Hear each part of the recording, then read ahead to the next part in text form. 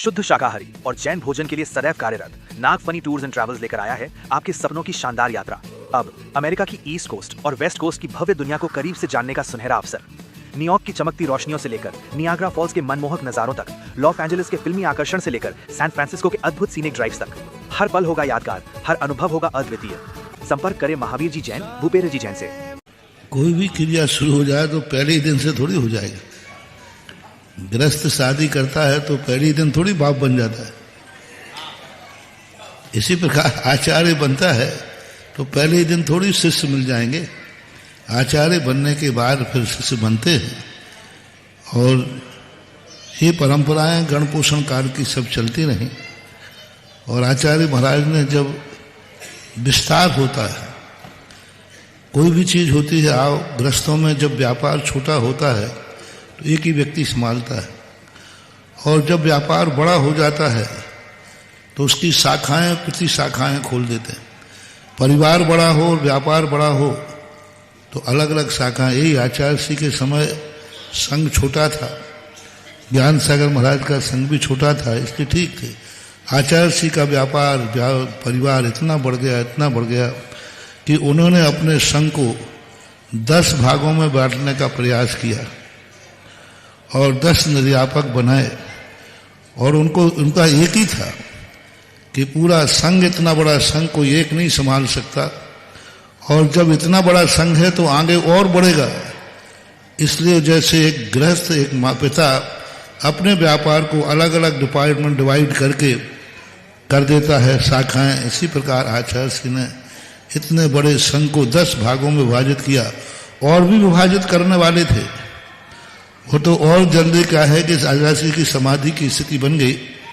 अन्यथा आचार्य श्री अभी और निर्यापक और बनाने के थे।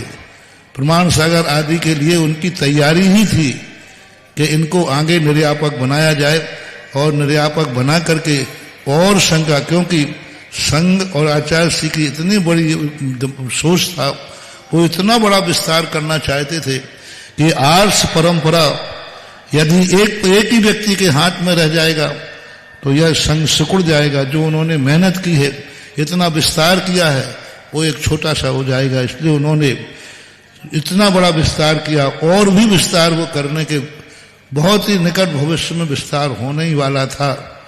और भी निर्यापक बनने वाले थे, और निर्यापकों के लिए और भी वो क्या क्या करते, किस रूप में करते, तो ये तो उनके सोच का विचार उनके साथ ही चला गया। लेकिन वो जो कुछ करके गए, और जो होनहार थी तो वह व्यवस्थाएं बनाई।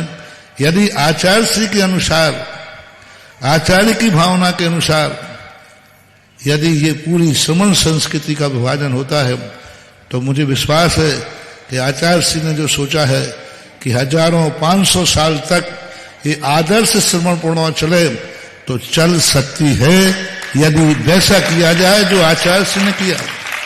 आचार्य श्री बार बार कहते गए, अंत में जब उनका अंतिम उच्च प्रवचन था तब भी उन्होंने कहा कि हमारे संघ को निर्यापक लोगों को, पूरे संघ को निर्यापक लोग संभालेंगे, पूरे संघ को निर्यापक संभाल। और अंत में भी जो भी उन्होंने संदेश दिया है, ये तो उनके मुख से सुना है, सारे जगत ने सुना उनके मुख से कि हमने सब निर्यापकों में अपना सब पूरा विभाजन कर दिया है, हमने सब संकेत दे दिए हैं। और वस्तुतः उन्होंने संकेत दिए, जैसे हमने दीक्षा परसों कहा था, उन्होंने स्पष्ट कहा, मेरे मना करने पे कहा नहीं, मैंने जो सोचा है सब लोग अपने अपने ब्रह्मचारी तैयार करो, शिक्षा दो, दीक्षा दो, और इस संघ को शाखा उपशाखाओं में बढ़ाते जाओ। इतनी उपशाखाएं हो जाएं कि मूल शाखा एक वट वृक्ष का रूप ले ले।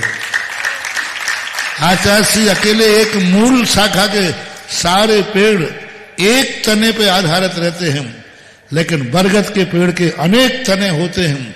हमारे आचार्य श्री इस संघ को बरगद का पेड़ बनाना चाहिए कि इसके इतने तने हो कि सारा एक पेड़ का ही बगीचा बन जाए।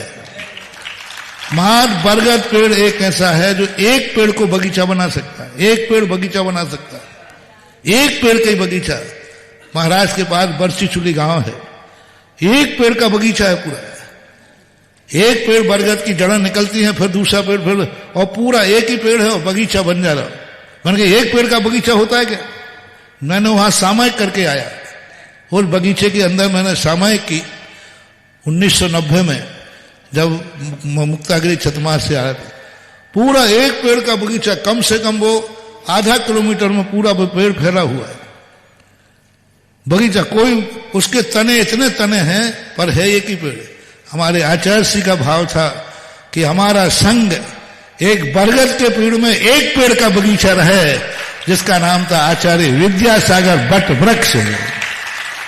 उनकी यही भावना थी। उसी भावना के तहत उन्होंने ये निर्यापकों की व्यवस्था बनाई थी, और भी बनाने वाले थे, और 5-7 और निर्यापक बनते, और ये विस्तार होता हो जाए। आज भी यही है कि आचार्य श्री की जो भावना थी, जो सोच था, उन्होंने कितनी मेहनत से इतना बड़ा संघ किया, और हम उसको बरगद का पेड़ नहीं बना पा रहे हैं, तो ये आचार्य श्री की भावना का अनादर है। आचार्य श्री जो चाहते थे वही शिष्यों को करना चाहिए। आचार्य श्री की जो भावना थी, उनके शब्द सुनो, वो अंतिम प्रवचन सुनो जो और उनके मुख से सुनो, जो कई बार आ चुका है यूट्यूब पे, उनके मुख से सुनो। और फिर जो अंत में उन्होंने जो निर्देश दिए, वो कुंडलपुर में बांटे गए थे। कुंडलपुर में कितना बढ़िया वाचन किया गया था कि आचार्य श्री का अंत का वाचन ये है। और एक महाभिति ने उस वाचन को वाचन किया था कि अंतिम संदेश आचार्य श्री ने ये दिया है, वो भी सारे जगत के सामने है। तो जब आचार्य श्री का, क्या हम आचार्य श्री से बड़े हैं? क्या आचार्य श्री के सोच से हमारा सोच बड़ा है? उनका संघ था, वो जानते थे कि ये संघ कैसे आगे चलेगा। तो आचार्य श्री के जो अंतिम संदेश दिया कुंडलपुर में बांटा गया, और जो आचार्य श्री ने स्वयं अपने मुख से बोला, सारे जगत को, सारे साधु संतों को उन भावना का आदर करना ही गुरु के प्रति सच्ची भक्ति, सच्ची श्रद्धांजलि, सच्ची विनयांजलि और सच्चा उपकार होगा कि हम उनके संघ को एक वट वृक्ष का रूप बनाएं। एक तना नहीं, अनेक तने जिसमें हों, और अनेक तने बनने का अर्थ है एक पेड़ का बगीचा।